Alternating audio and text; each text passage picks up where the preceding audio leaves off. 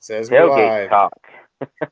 Tailgate Talk with me, Square Body Chad, and Travis with Perpetual Projects. I'm gonna try the point thing. Hey, got it the first time. Yeah, yeah, we're getting better. Yeah. Well, I'm looking at my rack in the background, and I know which side that's on, so I just pointed away from it. I cheated. Yeah, it's like this chair is on the wrong side of me when I'm looking at the camera. Yeah. Like this. Anyways, so far looks like we got quality controls here, and Jacob with Busted Grill Garage. Hello, Jacob. I think that's Hi, all we Amber. got. Hi, Amber. So, yeah, we just kind of visit for a little bit until people come in. We may not have a big crowd right off the bat because Mr. Ryan for Perpetual Projects didn't realize it was Tuesday. He got mixed up. He thought the tailgate talk was last night, Oh. and he's got a video premiering, I think, right now. So Oh. there may be more over watching his channel, and that's fine with me. You guys go watch his video. I was telling Mrs. Square Buddy, I said, these tailgate talks for me are, especially the first hour, I get to talk to, see the comments, those guys, and then, get to talk with Travis and just kind of catch up on things. And yeah, I stole Heather's hat because I made like 20 trips from the back room to the kitchen, which is not very far, but walking's walking. Yes. And I got back here, got sat down. I didn't have a hat. It's like, well, I just grabbed it. So, Well, don't you have hats on the wall behind you there? well, yeah, I've got those, and I thought I'll represent you guys and my Because Thank Race you. Truck shirt. We need to get on making a screen so we can screen print some Because Race Truck shirts. We've been busy. Yes. We've been so we it's not really a spoiler. We recorded 3 videos today. Wow. Yeah, so the Jeep is getting close. It's just about ready to run again, and this time it should run permanently.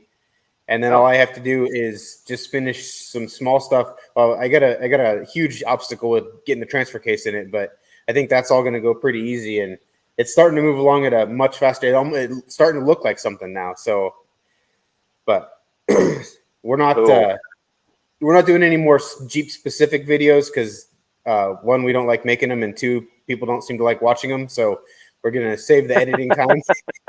Just when we get done, we're gonna take the trail lighting. So we're doing little things on the Jeep, making videos.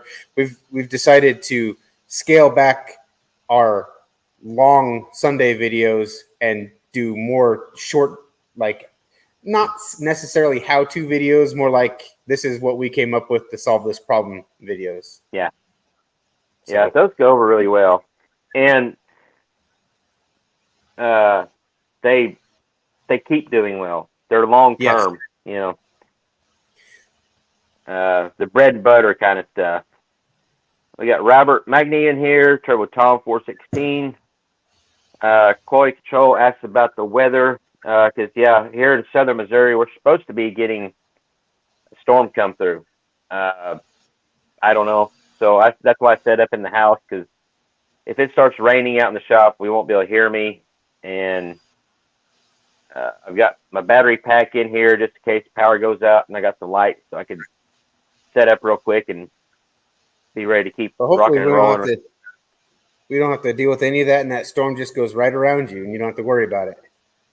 Yeah, that would be nice. I had to. Not that I don't mind you being in the dark. I just don't want you to have to deal with the storm damage. Yeah. Well, when I got home this afternoon from work, we had no power. I'm like, well, here we go. But yeah, I had a busy afternoon. We sold some cattle, and I had them pinned up last night.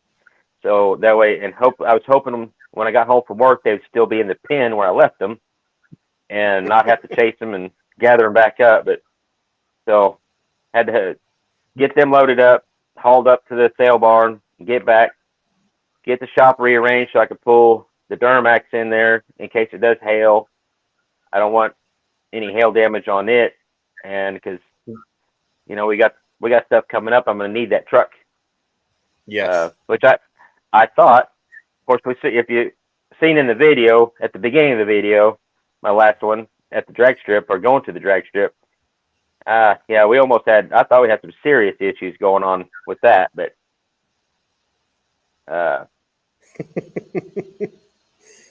So did you see? oh, yeah, Arizona Highland. Homestead comment. Yeah. Yeah, Different it's type got of the power. It's yeah, my mind's going like 20 different directions right now of where I want to continue my sentence, like all these rabbit trails coming up. But I was talking about the weather, and because we got stuff coming up this the next couple Duramax weeks. breaking down on the way to the drag strip is the last thing you're talking about. Because that was. That's a crazy deal that it blew that fuse. Yeah. How loose were the battery cables? I mean, the ones on the driver's side, both positive and negative, were, I could turn them. They weren't just flopping, but they weren't snug at all, which is weird. But they've got a kind of a swedge lock. It's got a nut on top that you tighten that kind of swedges down. And on our gravel road, I figured on our gravel road, they got that style of terminal is, I guess, prone to jiggle loose. Some of them have to keep on top of, but the battery on the passenger side, the positive side, was loose. Okay. Which on our way up there, and actually for the last few months, I don't drive the truck a whole lot anymore, but it seems like it's just kind of not acting right. It don't seem to run. But let's get some miles on it. It's like, well, it's just. I mean, I drive so many different vehicles right now. It's like it's hard to get used to one. Even when it's not running the way it should, it still runs the best of all of them. It's got the most horsepower and torque. So yes. But on the way up there, it's like I told Heather, I said, this Maxine, that's the name of the truck, she's not right. She's grumpy today. And she is kind of temperamental with the weather. If it's real humid, it doesn't spool up right. It's turbos. Yeah. But it wasn't. The transmission didn't seem. Yeah, the transmission didn't seem to want to, shift right. I couldn't really tell if it was actually going in a tow haul mode. It just wasn't right all the way around. And then the day before, when I put fuel in it, at my normal fuel station, it took me like 20 minutes to get 10 gallons in there. Really? Their pumps, I don't know if their filters were clogged or with the bottom of the tank or what. It's like, oh crap, I got bad fuel. And so I thought, well, I'll just get us there and we'll have fun at the track. And then, we left the stoplight out in the middle of 4-lane and just getting up to speed, and it's boom, nothing, blackout. Huh. No electrical power. Of course, no trailer brakes, no hazards, no nothing. No power steering, no power brakes. Cars behind me.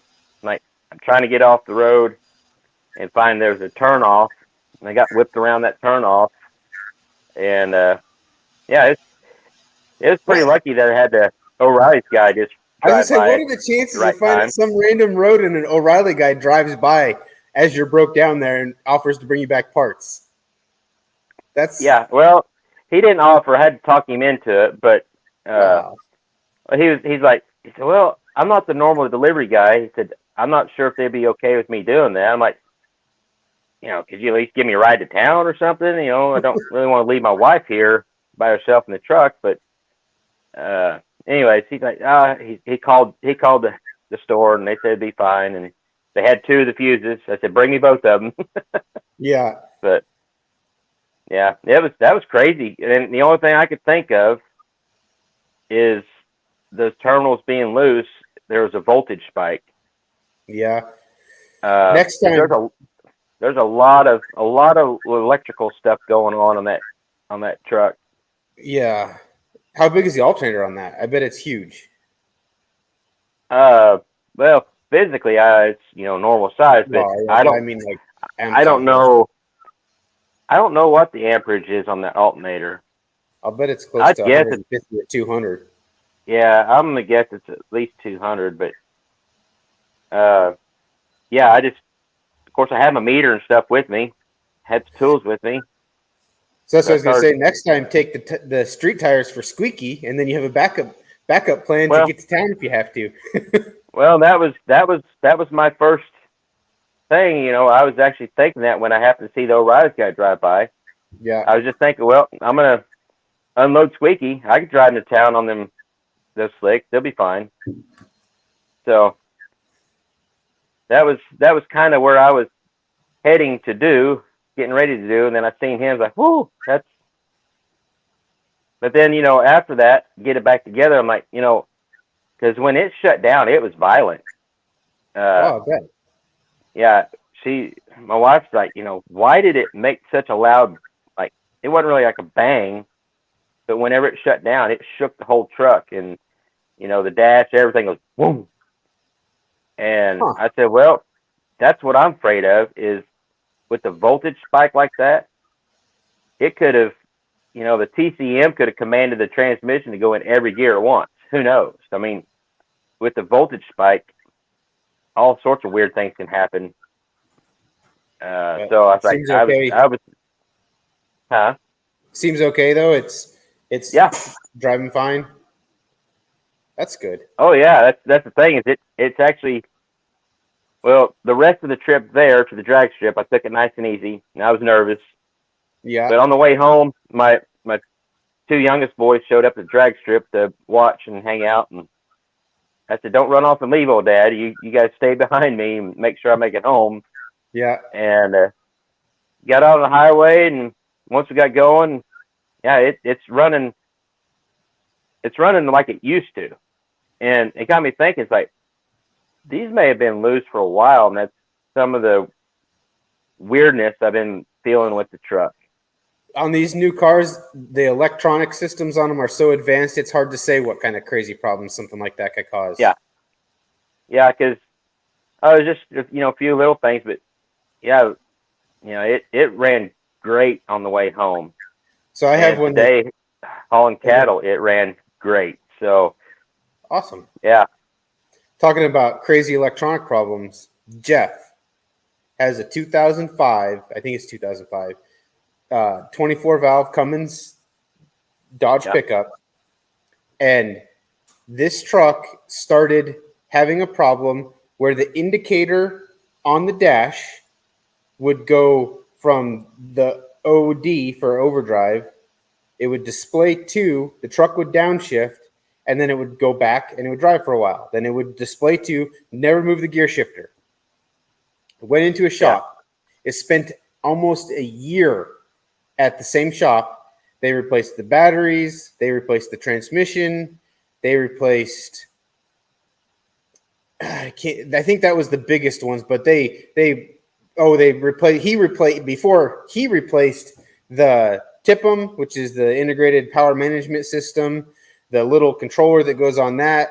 I mean, it replaced everything and couldn't figure it out. Finally, he got frustrated, and you think back to how he put it. Remember when you had rabbit ears on your TV? If it wasn't getting a good reception, you smack the side of the TV and it'd get good reception. He was yeah, frustrated on his way home from work one day, and it downshifted. He smacked the dash and it upshifted. So they drove a little further, and it downshifted. He smacked the dash and immediately upshifted. And he figured out it was the cluster in the truck was commanding the transmission to shift into second. Well, that transmission it still has a manual valve, and I don't know exactly how it works, but I'm pretty sure second gear and third gear are controlled by the manual valve, and then overdrive and lockup are controlled by solenoids in the transmission. So when the PCM was seeing it command second gear, it wasn't shifting into second, but it was unlocking the converter and shifting out of overdrive, and he just thought it was shifting into second, and he was going slow because he was freaking out because it was doing it all the time. He didn't want to blow the truck up. So yeah, that's my craziest electronic story. A cluster commanding the transmission to shift into Yeah. second gear. This is my buddy Gabe. He was on the last live I had. Yeah, Okay. he was close by, but you know, I'm always the type I want to take care of my own problems, and you know, I let you guys being that close, but you know, it all happened fairly quick and worked out great. So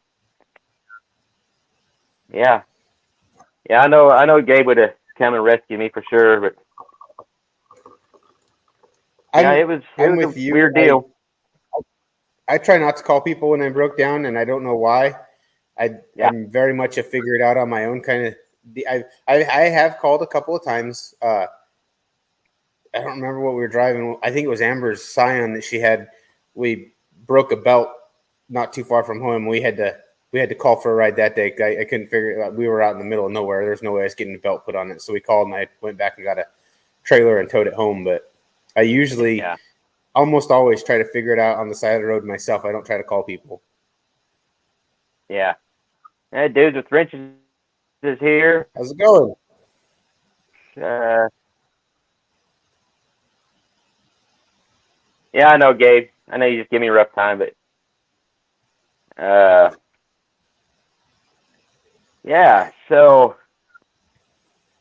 what all have I got down a rabbit trail and need to go back somewhere, or have I pretty well caught up? I think I let you get to the end before I said something. Okay. Yeah. Let's see. Travis has talked to me personally so much or enough, and I think we're kind of a lot alike too. We get to tell the story, and then you know, we get just on rabbit trails, and I'm easily distracted. Like somebody will say something, like it happens with me and Amber all the time. I'll be thinking something and getting ready to say it, and she'll say something, and I completely lose what I was thinking about. Yep. And then I'm off on a different track. Yep. And well, me and Mrs. Squarebody are the same way, and if I'm telling a story, just basically, you know, just jabbering like I do, and she needs to say something, say, all right, pause. Hit the pause button, and that way we can both kind of make a mental note of where I'm at, and then she'll ask a question, and we'll talk about that, and then she goes, okay, unpause. It actually works out great. And, I mean, you know, that's a good idea. Because then, like you said, you're not in the middle of the story and thinking about it. And when she says pause, you're like, okay, got to remember where I was at. So then when you go back to it, that's a good theory. It does help, you know, get back to where I was. And most times if I'm telling a story, get interrupted like that, you know, like a pause, like she does, I can just pick right back up where I was, like almost like I never stopped talking about it. But, yeah, Gabe, you might text me your number. I'm not sure if it got saved in my new phone or not, because half of my contacts got transferred to my new phone and half of them didn't. I didn't even have my wife's phone number saved in my phone when I had to get a new phone here a couple of weeks ago. So Amber must be uploading a video. She switched to the other YouTube account. I'll let her answer how her welding's going. Yeah. How's Amber? How's Amber's the welding going?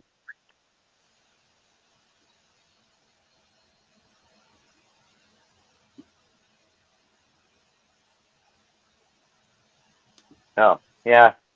I think she's calling us both out on that. Yeah. It has happened. I'm in the middle of saying something and forgot where I was going. But usually that's because I'm brainstorming. And I've already when I started to vocalize, I've already moved on to something different. Yeah. And then I can't remember what I was vocalizing. Yeah. So I do it to myself. I interrupt myself in my head and can't remember where I was at. It happens. I'm not ashamed to admit it.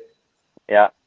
I've had to tell the guys I work with, you know, doing mechanic work on this equipment at production facility, we got a multi-million-dollar company that is waiting for us to get the machines running.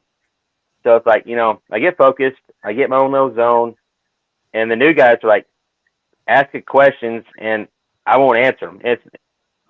But I'll try to answer them later if I remember, or I'll say just wait a minute or something like that. But I usually have to take them, after we get done with and all that stuff. I say, okay, I said, I wasn't ignoring you or anything like that. I said, I was focused on what I was doing, and I can't hardly do both. I said, and also sometimes when they asked me a question, I would answer them in my head, but I never verbalized it, or vocalized it out loud so they could hear it. Of course, I'm also, most of the new guys don't, they, I don't know about scared, but they don't come around me much.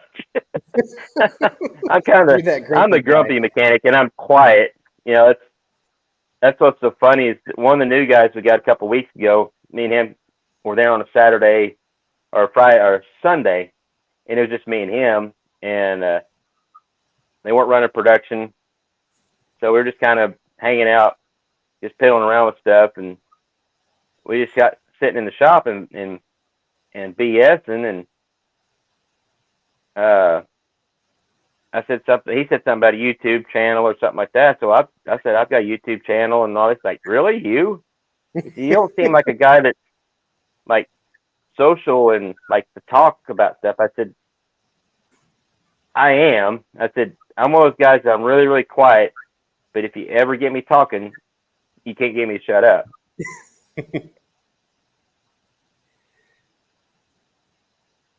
Hey, Jacob Carter's here. Here's Amber's answer to the welding question. So I thought she ordered some smaller gloves, but apparently she hasn't. We found a set. Who's the female racer that was land speed jet racer? I can't remember her name now.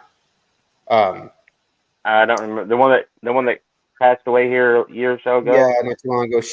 They have gloves that like are her gloves, and Amber's. They're really nice looking, and they're not super expensive. I think Hobart makes them. Maybe they're really nice looking gloves. We're gonna order. I thought she ordered a set of them, but apparently she hasn't ordered them yet. But we've been, like I was telling you before the live, it's been crazy. We've been trying to get Jesse Combs. That's what it is. Yeah. We've been trying to get some garage space. Really, this Jeep is. Remember the 300 that threw up all over the garage, and now the Jeep has thrown up all over the garage. And I'm getting piles. The more piles I clean up, the more complete the Jeep gets. So that's what I'm focusing on right now is getting the biggest piles cleaned up and that part of the Jeep finished, and then going on to the next thing. So. Ugly Truck Experience is here. What's going on, guys? Robert says that he doesn't have to speak. His wife answers for him. Yeah, my wife and I are usually on the same page on stuff. Oh, that's right. I remember now. I don't remember why we were at Waffle House. Probably to eat something. Well, yeah, but we've had a couple of times we went to Waffle House last Friday when the storms were coming through here at 3:00 in the morning. We hightailed it an hour and a half south of here and got a hotel for the night because the storms, like, there's a 99% chance that nothing is going to happen where you live, but we live in a mobile home, and it's really hard to go to sleep when you know there's a storm that they're predicting long track tornadoes at 3:00 in the morning. It's really hard to fall asleep and sleep through that. And we usually end up staying up. Like the one that happened the week before that, 1:00 in the morning, not 15 miles from here, the same storm that produced the 120 or whatever mile long track tornado in Mississippi, that same exact storm started making another tornado about 20 miles from our house. Well, we're within 120 miles of where the tornado was forming, and since it had a history, we got in the car and we went south. And so 1:30 in the morning, we're sitting in the Publix parking lot watching the weather on our phones with the dogs going crazy in the back of the Jeep. And it's 2 weeks in a row, we had enough time to take a break and go get a good night's sleep. So that's what we did. Robert wants to know if you got smothered and covered at Waffle House. I get the same thing every time at Waffle House. I do the Texas bacon cheesesteak melt, smothered and covered hash browns every time. Oh, sounds good. Hey, I'm sorry, I'm hungry. We have the Taco Tuesday right before this. I'm sorry, you broke up just a little bit. What was that? We have Taco Tuesday every night. So, it must be the weather starting to move in. So yeah. So anybody joining in now, I do have some weather starting to come in. The live may just go dark. I don't know. We'll do the best we can with it. So. Sorry, my phone's going crazy. That would be Heather and Amber texting about you breaking up or cutting out on the live. Oh. I wonder what they was talking about. Yeah, that's what it is. There, it's better now. It like had a rough patch there, but it's better now. Okay. It's going good again. So. Okay. Well, that's just the way it goes. So yeah, you guys went through some bad weather here a week or so ago, and it's just this time of year. I forgot about that. We actually did get woke up down there because our phones still gave us weather alerts for our home. Oh. And we got a weather alert at I think 3 or 3:30 in the morning for an extremely dangerous tornado situation near you. And we're like, and of course, we're dead asleep. And we were not completely out of the storm area, but we were far enough south that we thought it would be okay. Well, of course, so we wake up at 3 o'clock in the morning with this warning, and I'm like, oh, no, that's for our house.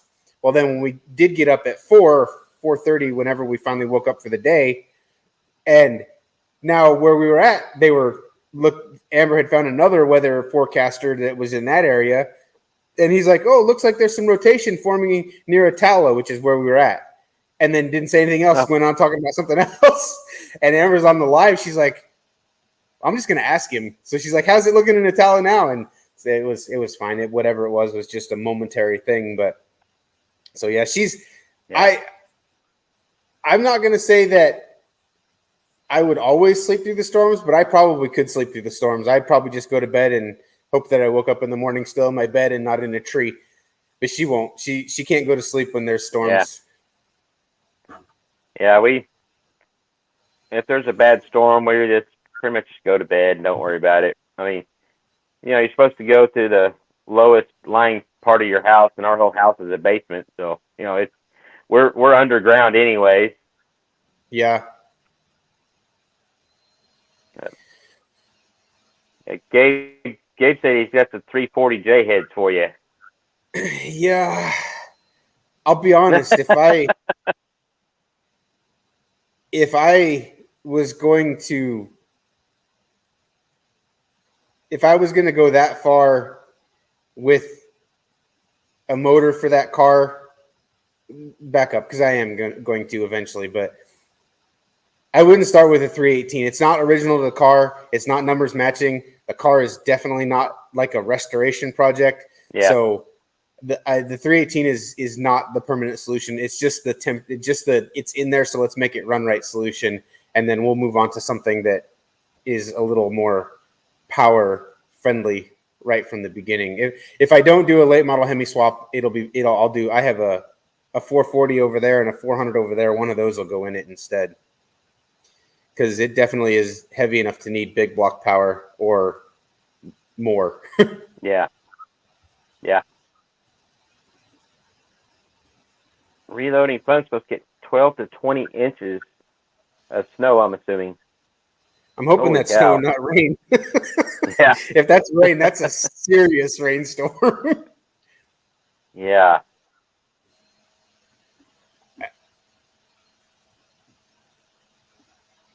Yeah. I really, so here's the thing though. A tornado, it's bad, but it only affects a small portion of the people in the area that it's in. The snow, it doesn't matter where you're at, you're getting snow. Yeah.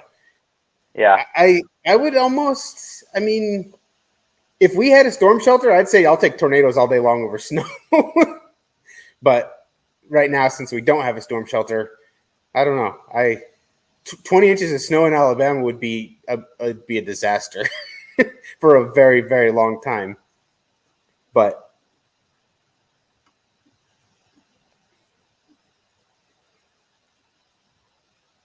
yeah,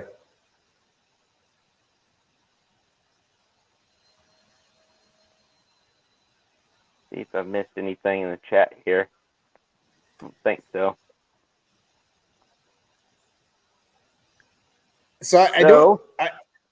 I might be pulling the 318 out, but it's not gonna. I'm not gonna shit can it because it seems to run really good. I might have a plan B for the 318, but I'm not sure on that yet, so I'm not gonna say anything.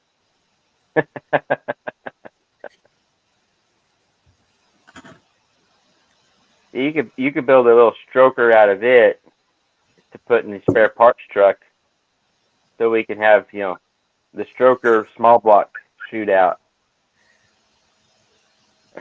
Maybe. So they actually, if I might be wrong, but if I remember right, they make a 390-inch stroker kit for a 318. I think that's it. Goes. I know it gets big. Yeah. So because you can put a 4-inch stroke crank in a 318. I think it makes a 390 cubic inch motor. I might be wrong on that. Yeah, I have no idea on that in that department on the Mopars.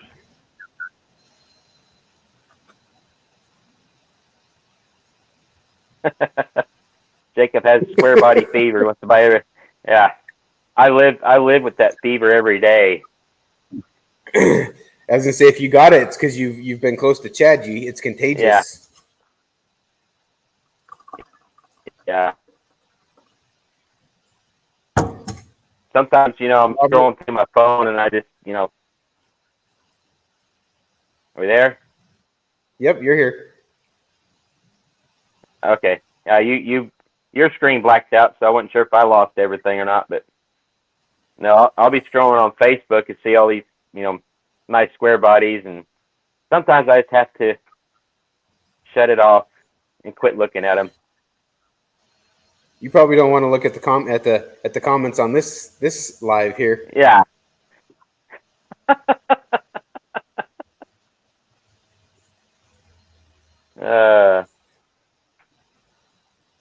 30 over 4-inch. Yeah, I thought it was a 390. Well, that's a Ford motor. 390 is a Ford motor. See that? My little stroker 305 is actually 339.5. So you should round it up to 340. But if I use the 340 number, then everybody's going to wonder. I'd be getting, why are you putting a Dodge motor in there? Why are you putting a Mopar in it? And so I decided just to round it down to say 339 because you don't hear a 339.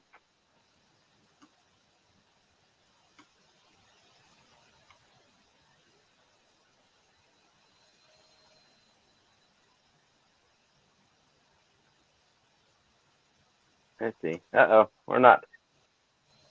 There it is. Yeah, Mrs. Squarebody's trying to sell all my stuff.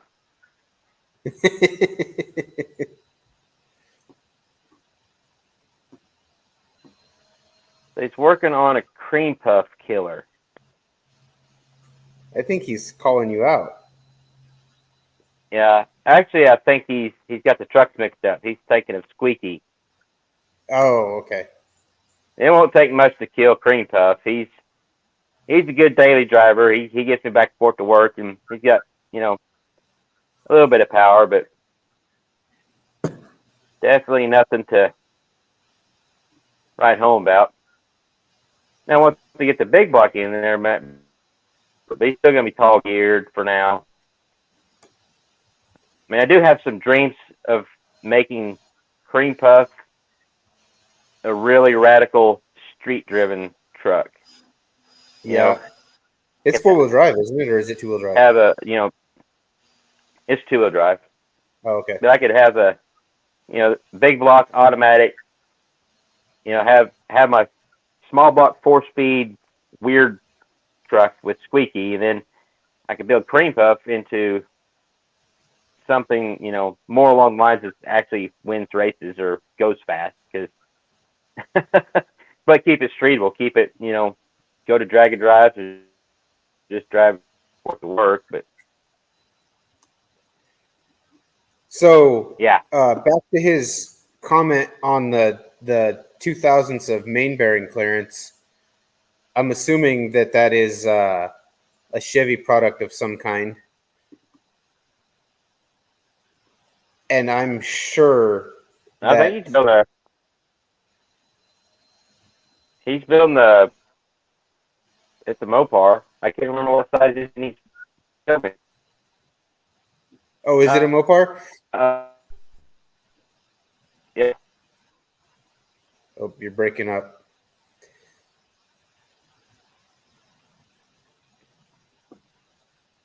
Oh, you're moving again. You were frozen for a minute. Yeah.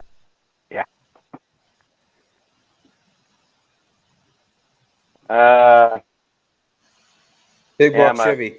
When I click on the chat. I'm sure. Oh, that's right. It is a 489. You can get extra clearance bearings for that with 1,000 extra clearance if you want more main bearing clearance than the 2000s. Yeah. You might have to go to like a race bearing.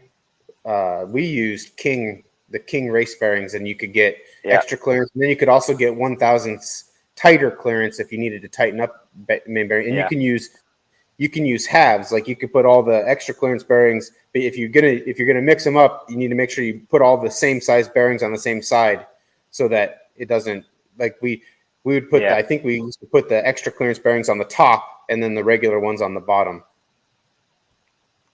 just to dial in what you wanted for bearing clearance. Yeah, because 2000 is awful tight. That's what is it? Like a 2 3/4 inch main bearing on a big block Chevy? I should know, but I can't quote them off the top of my head, the numbers. I can't either. Of course, Truck Experience makes a good point. How is it being measured? If you're just using a snap gauge or plastic gauge, or I guess basically how accurate is your measuring device? Yes. That is a good point.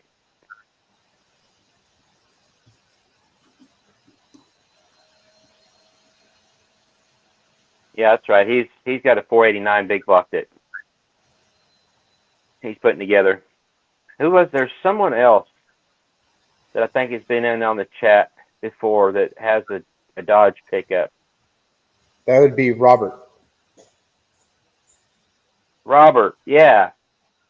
I'm pretty sure he has a 408 stroker small block Dodge. Yeah. Yeah, and he's in here now. Okay, that's why I was getting mixed up. I apologize for that, but yeah, I think I'm caught up now. Yeah, 275. I mean, it's sad because I'm not necessarily in the middle of it, but I've been putting this small block together, and I can't even quote you the main bearing sizes off the top of my head for a small block. I've never been good at that. I don't remember. I'm pretty sure your small block has 200 rod journals, unless it's small journal and then it's two 2-inch rod journals. Is that right? Am I wrong? Is it 100? I don't remember. I used to know all that stuff, 100. but I'm gonna just not say anything else because I'm gonna look stupid.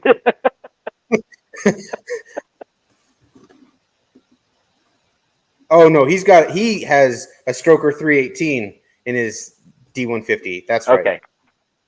He has the 390. That makes sense now. Yeah. So he's using a micrometer and bore gauge, a snap gauge.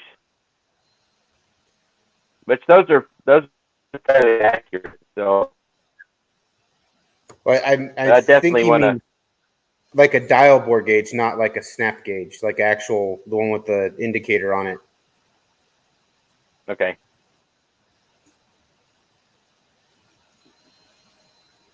I think that's what you use to check yours, right? Is a dial bore gauge with the indicator on it, like a dial indicator.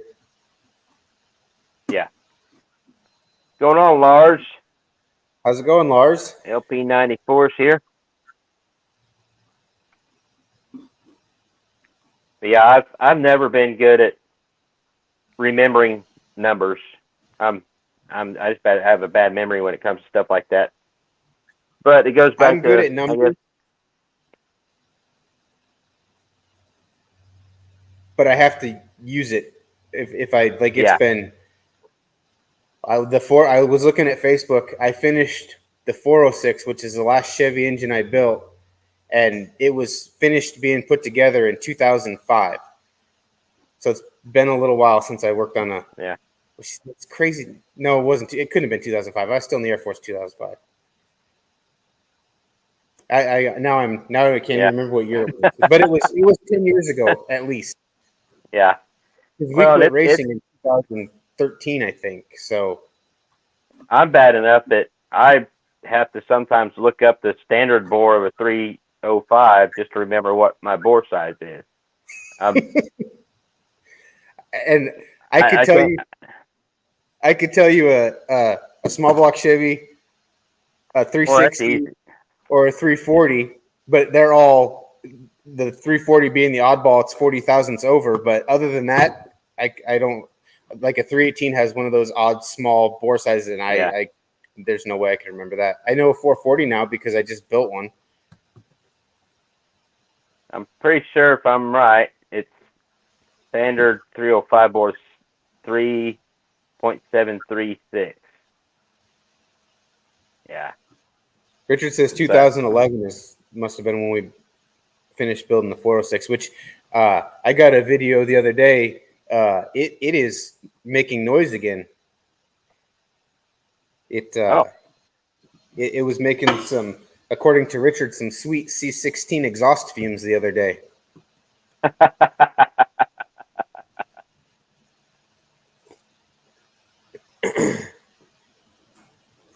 And I believe he told me it even did a little burnout. It didn't throw the dry shaft out, but I think it was on dirt. So yeah. Yeah, that was my first run down the track this weekend. That was I was having little flashbacks from Sykeston. Yeah. Well, I mean, so I know you were talking about how you were a little frustrated, but I would say that's a pretty successful outing to drive it on the trailer. And you got to try a couple different things out, and you didn't break it. You didn't really, I mean, you missed a gear one time, but other than that, you really didn't have any major malfunctions driving it. I think that's a good trip. It's not it wasn't the numbers you wanted to see from it, but you're still testing. You're not there yet. I'm still trying to figure it out because I mean, Travis and I have talked about this a bunch off camera, obviously, but my idea of trying to run that truck with that 4-speed transmission and start out in third, in theory, with the gears, everything, it sounds plausible. But until I actually tested it out and tried it multiple times. Now I know I'm just going to have to suffer through starting out in second and shifting into third and trying to get, which I had some ideas in my head on how to modify the shift rails and stuff on those transmissions to smooth out the shift from second to third. But regardless of how fast I could shift it, the gear ratio spread is so far. But I think I'll still be, I mean, and I know I'm limited because I'm still trying to use this transmission. This is not the transmission to use if you really want to make a fast vehicle. I know that. That's not my point, but trying to make the best of what I got. So yeah, my first attempt of shifting and starting out in third, it's doable. It just kills the 60-foot time. Now, if I was to hit the nitrous right off the bat or ramp it in fairly quickly, it would work better. That would make up some of the 60-foot time, but then my clutch is not going to be able to hold. And like Travis reminded me, because it's a over 4,000-pound truck. I've got a lot of weight I'm trying to get going. But I was looking at my old time slip from then 2-3 years ago when I was messing around with the 250 shot of nitrous, and my best time slip, I had a 177 60-foot with that truck. Oh, so wow. I know it's possible to get that truck under 2 seconds in a 60-foot. And when I was seeing 2.2, 2.3, I was like, oh, but I wasn't computing everything in my mind at the time. After the fact, on the ride home in the last couple of days, I've been thinking about more and more. It's like, well, it actually ran great. And when I was editing the video, other than the clutch slipping, and it is slow off the line because of starting out in a really high gear, it actually looks pretty good going down the track. It sounds good, everything. So I was actually happier once I started editing the video and watching it. Yeah. Than I thought I would be. I was actually not wanting to go over the footage because I didn't want to get oh man, this is really slow. I was like, but after I've seen the footage, I'm like, hey, this is, as long as people know what I'm trying to do with this truck. Yes. It's respectable. I think what's going on with it. There's some people that haven't caught up to or don't understand exactly what I'm doing with the truck. I'm not trying to make it the fastest thing out there. But yeah, it was a good, I think it turned out to be a pretty good video. Just brainstorming, how big is that split from second to third gear? Do you know off the top of it? Just big? It's big. If I remember right, as far as RPM wise, when I was, and I've looked the numbers up so many times on the gear ratio calculator that's online, Grim Jeeper gear calculator, because it's a cool format because you got 2 sections. You can put all your numbers in, your transmission, they have a selection. You put all your gear ratios, tire size, all that stuff, and it automatically calculates it side by side, and you can change one thing, change your tire size or change your gear ratio, and it'll show everything side by side. You can change your RPM. So I've been looking at those numbers, and if I remember right, it's like a 2,500 RPM drop. Oh wow! Because the best I can remember actually driving the truck when I was with the 305. That's the reason why I was revving that poor little 305 to 7,000 RPM or just above it before I shifted into third, which that's all I used was I used second and third because I had tall enough gears, the 342s. At the end of the quarter mile, I still wasn't even maxing out on the RPM. I tried shifting to fourth once. It didn't do any good. So I just stayed in third and let it run out. But I remember that's why I ran it so high, 7,000 RPM, because whenever it came back down, it was like 3,500 RPM where I'm starting back out at in third gear. And that little 305 just didn't have much of anything below that.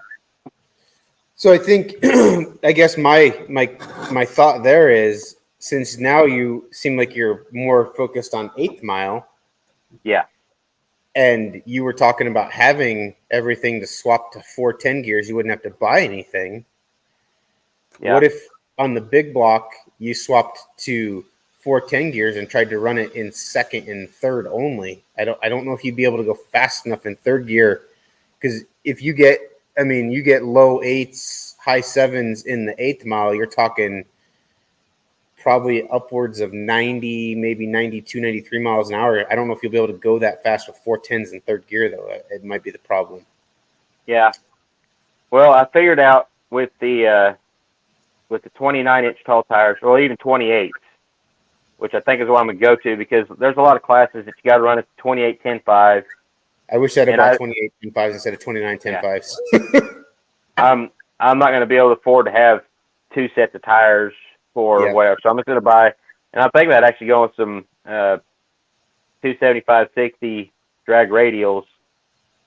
That way, if there is a chance that I get into a class you have to have a radial, then it'll fit. I'll just make the truck work with what I got. But doing the calculator stuff, even with the 488, I think I'm still right around 100 miles an hour with the 488 at 6,000 RPM. In fourth gear?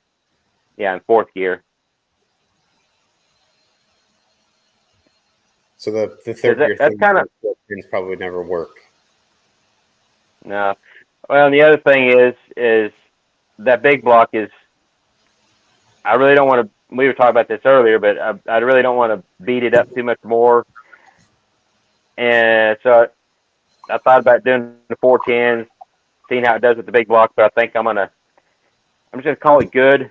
Maybe take it to the track one more time after Oklahoma and do the second gear thing, kind of actually maybe do a little more testing with it, but not. I don't know if I really want to ever spray that engine. Just, I know it sounds. I don't blame you. I don't think I would. I don't think I would spray it with the 250 shot. Anyway, no, just because, like you said, it's not. I've got the 150. You've got plans for that later on, and you don't want to break it. And there's no sense in breaking it when you're on your way to having a motor that you can put a 500 shot on. Yeah.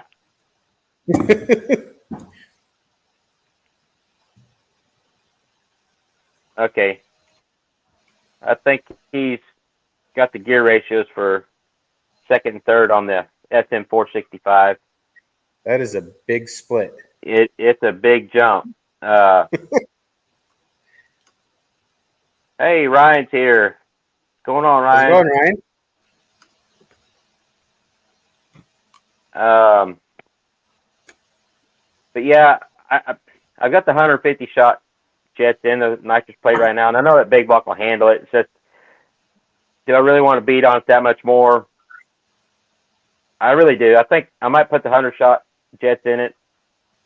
And yeah, I mean, it'll be kind of a letdown if I don't spray it, because I know there's people wanting to see that big block get sprayed, but like I don't know. I hear you. I have a hard time tearing something up that I want to put in something else eventually.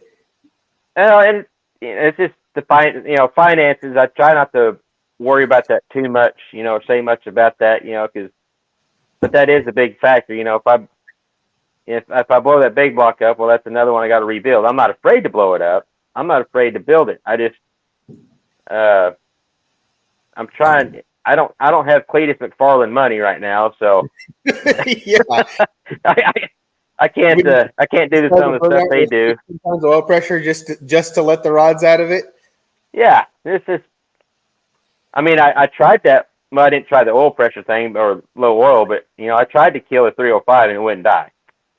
Well, I don't think he didn't. It wasn't low on oil. It was just tired, and it was down to 16 pounds of oil pressure. And and he let the let the rods out of it during a burnout. That's that neighbor car that he has or whatever. Ryan is trying to subliminal message you in Just the chat there. do it. I know. I think I will, but well, I won't be able to go back to the track anyways until after Oklahoma because this weekend, this Friday, I'm gonna be putting Squeaky on hub dyno. There's some guys that's in Springfield, Missouri, about an hour away from me that they just got a hub dyno and they're trying to get the YouTube channel going and everything. And I finally hit them up. They're actually supposed to be at the truck show in Springfield this fall that I'm going to. Actually, I'm a sponsor of C10 Cruise or Show and Cruise, something like that. I should know the name of it because I'm a sponsor of it. But anyways, and Ugly Truck Experience is also a sponsor of that show.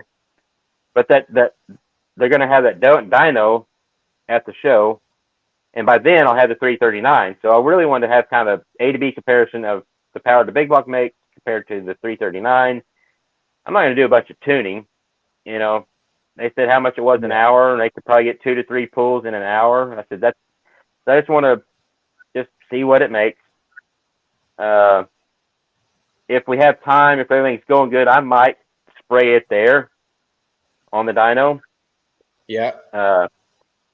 We'll just see how it goes. But yeah, that's kind of exciting for me. I've been thinking about it for a couple months, and finally I hit him up Sunday.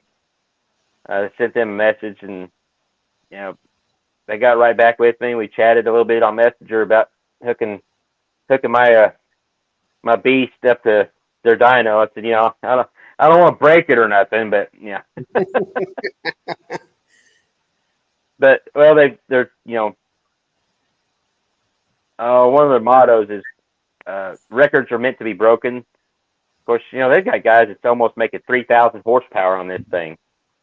Wow. I said, well, I might break the record for the lowest number. And he said, we would have to beat 133, I think. I said, well, I almost said, if I can't beat 133 with the big block, I'm just going to sell all my tools or donate them to charity. But I deleted that text. I didn't send that Probably one. not a bad idea. I'm not going to say that.